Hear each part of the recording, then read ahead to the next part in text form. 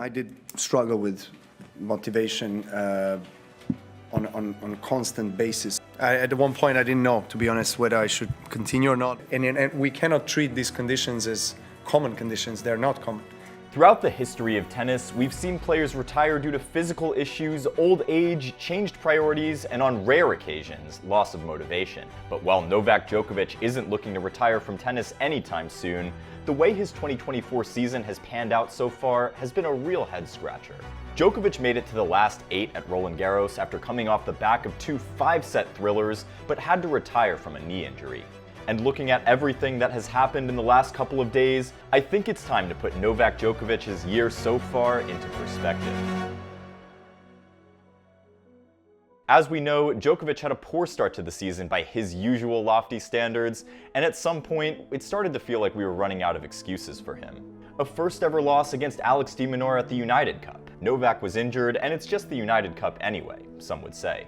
A semi-final loss to Sinner at the Australian Open. Novak was a shadow of himself, and it looked like a one-off loss. But that shocking loss to Luca Nardi then followed at Indian Wells. It was quite strange, and I even made a video analyzing that loss. But it still didn't really matter. The slams remained the priority, and we knew Novak was always going to bounce back. So he skips Miami, and we're like, okay, now the GOAT is getting locked in on his season. At the same time, we don't expect too much at Monte Carlo because it's literally his worst big tournament. But then he makes a good run, but falls just short against an informed Casper Ruud. Ruud gets his first ever win against Novak. I can take that. Djokovic then skips Madrid, which many fans already saw coming. So we then expect that he's going to win Rome or at least make a deep run because he has reached at least the quarterfinal of the tournament every year for like the last 14 years. But another shocker comes. This time it's a loss against Alejandro Tabilo, a guy who he never had even faced before. Now before we dive into Novak's Italian Open performance, I'm super excited to announce that we'll be premiering live this Saturday some exclusive content right here on the channel. It's up close and personal with WTA stars at the Billie Jean King Cup. Trust me, you don't want to miss it. Be sure to subscribe and turn on post notifications. I can't wait to share this story with all of you.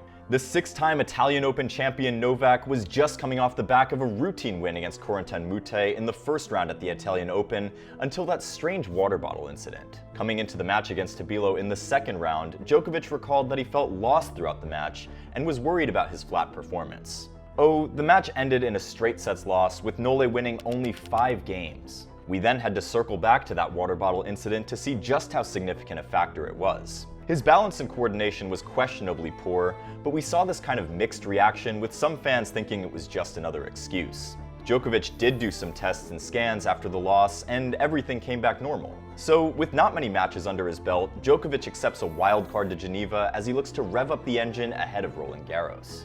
Novak celebrates his 37th birthday in style with a win over Yannick Hanfmann as he becomes just the 3rd player in the Open era to win 1,100 tour-level matches. That's only behind Federer and Jimmy Connors. I saw flashes of brilliance throughout the match, and I thought his forehand played a big part in what I saw.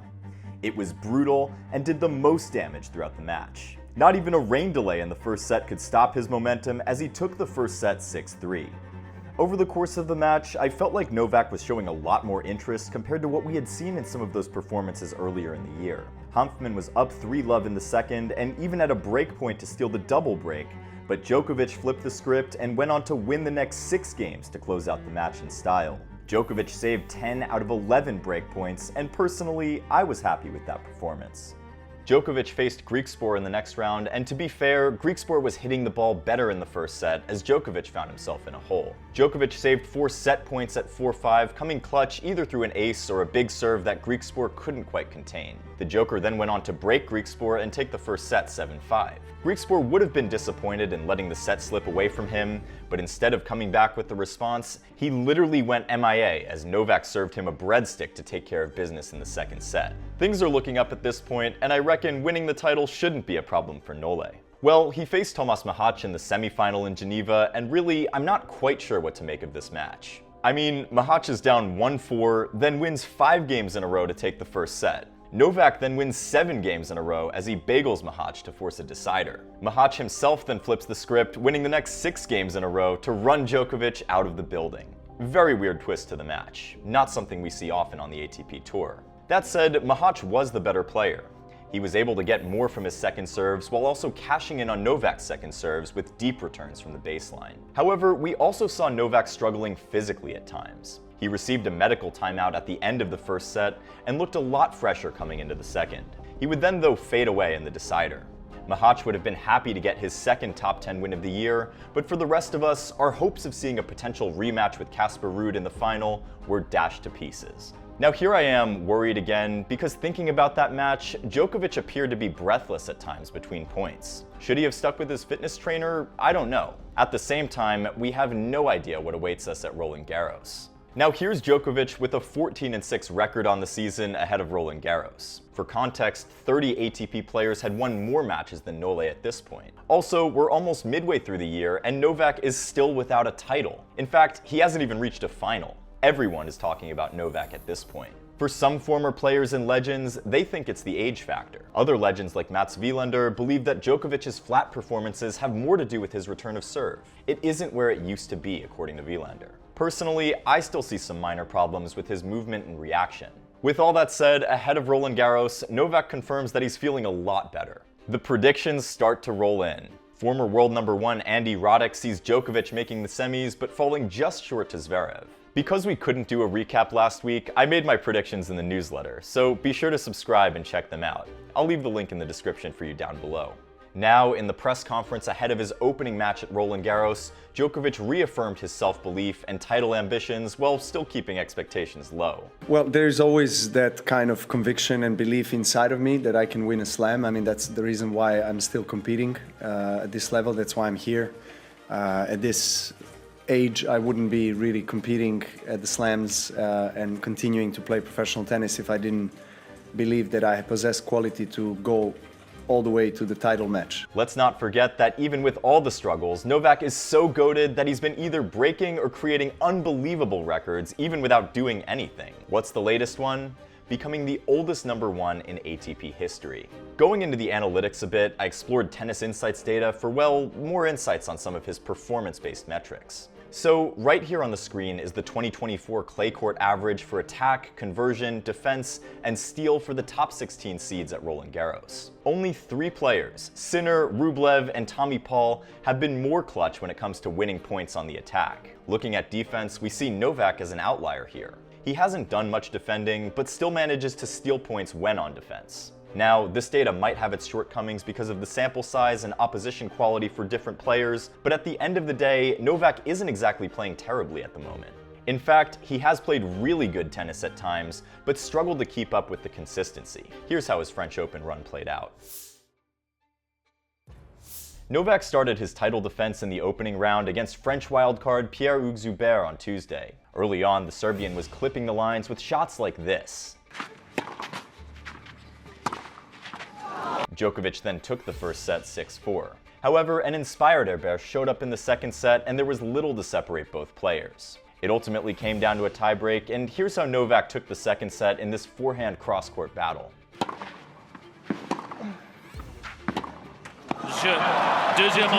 Again, Novak left it late in the third set, getting the advantage with this ridiculous winner.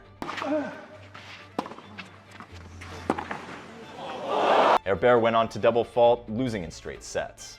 I thought Herbert played really solid, playing like the former top 50 player he is. He had this heavy kick on his serve, and it was giving Djokovic some problems, particularly in the second set.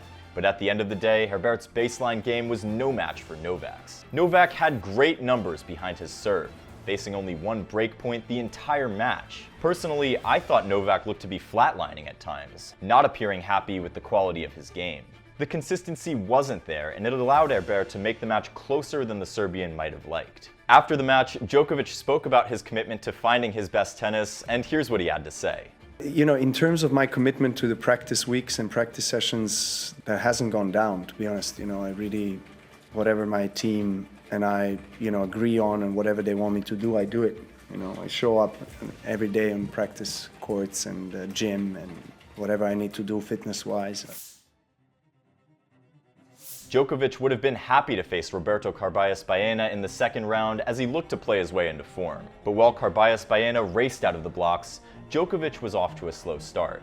Meanwhile, Carballes Baena seemed to have the response to every question Djokovic asked.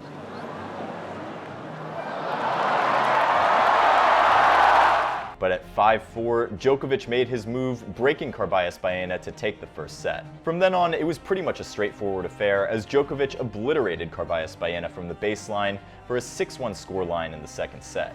In the third set, Nole was already showing off, making those highlight reels. Here's the best of the bunch.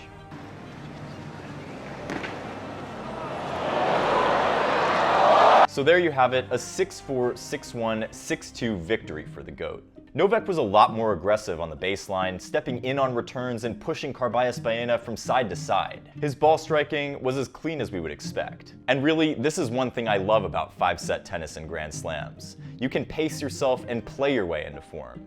It's one of the things that Djokovic does best. And coming off the back of 2 straight set wins, Djokovic would then face a tricky test from a certain Italian.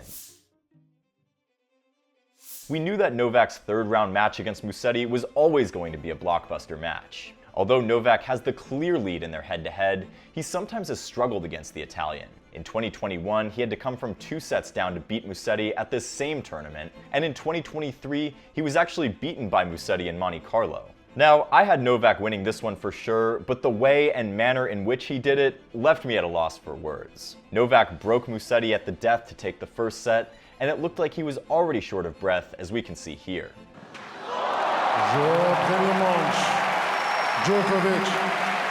But after racing to a 4-1 lead in the second, I was like, okay, maybe we're onto something here.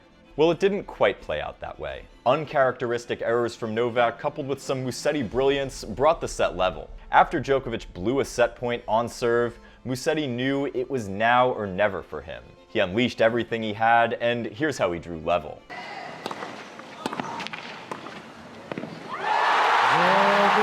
Losing that set point took the wind out of Novak's sails, and he just didn't show up in the third set. Honestly, he just seemed uninterested. You don't get to see Djokovic hit a volley like this when down 2-5, love 40 in the set.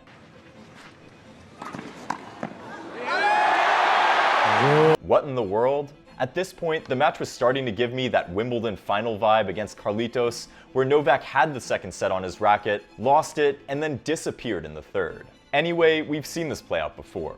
Novak came back to life in the fourth set, got the break early on, and never looked back. Talk about lockdown mode. How do you suddenly become more refreshed and bring out your best tennis after 3 hours against an opponent 15 years younger? It never ceases to amaze me. By the time we entered the fifth set, we already knew the outcome of the match as a tiring Musetti began to spray a steady stream of unforced errors all over the place. And here's how Djokovic put the match to bed to bagel Musetti in the fifth set after 4 hours and 29 minutes. Really, the match had everything in the first 4 sets. The drop shots, the baseline slugfest, the angled cat and mouse exchanges at the net. The clock ticked to 3:08 a.m. as we saw the latest finish in the history of the tournament. That being said, Novak wouldn't be too happy with the fact that Musetti was 5 for 5 in breakpoint conversions against him. And not just that, Novak struck fewer winners and hit more unforced errors than Musetti, so that's something to also take note of. Djokovic next faced the 23rd seed Francisco Cerundolo in the 4th round. And both players had never faced each other before. Cerundolo has been playing some fine tennis, advancing to the 4th round for the 2nd consecutive year at the tournament. Now, the truth is that we still hadn't seen Novak play his best tennis from start to finish in an event. Meanwhile, Cerundolo did not drop a set in either of his opening battles against Yannick Hanfmann or Filip Misolic. And he also came from a set down to beat Tommy Paul in less than 3 hours. We know that Cerundolo is a clay court specialist in his own right, having played in a number of finals on the surface, but still, no one expected Cerundolo to show up the way he did. Novak breezed through the first set, playing some high-quality tennis himself. But then Djokovic got hurt and his level dipped in the next 2 sets, but not just that. Cerundolo was also playing out of his mind with shots like this.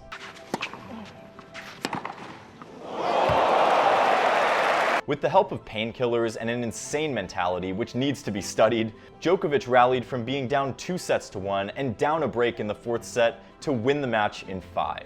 With the win, Djokovic surpassed Roger Federer to become the player with the most match wins at Grand Slams. He also now holds the record for most quarterfinal appearances at Grand Slams. After Novak pulled off another 5-set miracle, we were at a loss for words. Even tennis legend John McEnroe had this to say about Novak. But on the flip side, we also saw funny memes like this. Call an ambulance! Call an ambulance! But not for me! Honestly, I've seen many fans doubt Novak anytime he gets injured and then goes on to win a tournament. I found it almost unbelievable that some people actually think he fakes injuries. But seeing him have to withdraw from the French Open tells you that the medical timeout against Cerundolo and everything else was legit as always. And for all those saying that Novak deserves an Oscar for all his acting in mind games, unfortunately, I guess we know better now. Novak explained that he'd been feeling some discomfort in his knee, which he followed up with an MRI scan. The scan revealed that he had a meniscus tear.